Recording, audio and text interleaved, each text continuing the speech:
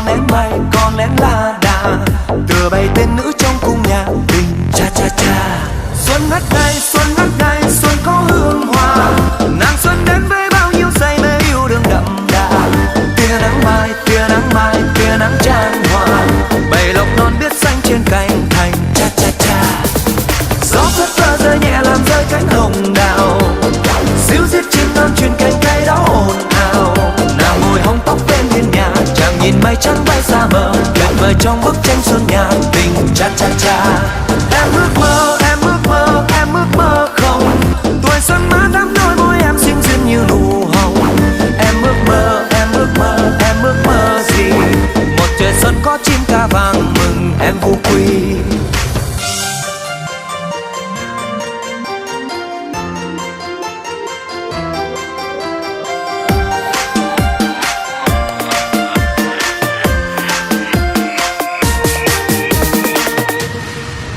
Con bướm xinh, con bướm xinh, con bướm đa tình, đùa vui với lũ hoa bao hoa mai lan đang hòa mình.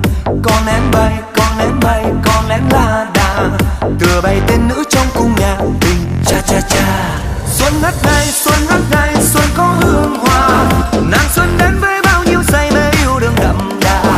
Tia nắng mai, tia nắng mai, tia nắng chan hòa, bầy lộc non biết xanh trên cành thành. Cha cha cha.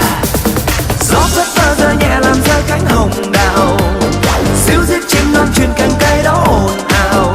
Nàng ngồi hóng tóc bên hiên nhà, chàng nhìn mây trắng bay xa mờ, tuyệt vời trong bức tranh xuân nhà tình. Cha cha cha. Em ước mơ, em ước mơ, em ước mơ không, tuổi xuân má đắm đôi môi em xinh duyên như nụ hồng. Em ước mơ, em ước mơ, em ước mơ gì?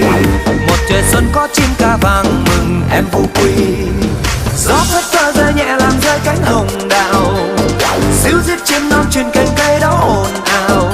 Nàng ngồi hóng tóc bên hiên nhà, chàng nhìn mây trắng bay xa mờ, tuyệt vời trong bức tranh xuân nhà tình. Cha cha cha. Em ước mơ, em ước mơ, em ước mơ không, tuổi xuân má đắm đôi môi em xinh duyên như nụ hồng. Em ước mơ, em ước mơ, em ước mơ gì? Một trời xuân có chim ca vàng mừng em vô quy. Nàng ngồi hóng tóc bên hiên nhà, chàng nhìn mây trắng bay xa mờ, tuyệt vời trong bức tranh xuân nhà tình. Cha cha cha.